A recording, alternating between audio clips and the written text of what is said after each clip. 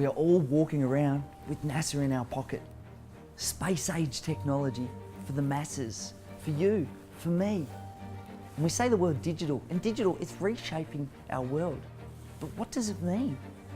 We need to replace it with the word programmable. Digital technology means we can reprogram the world around us.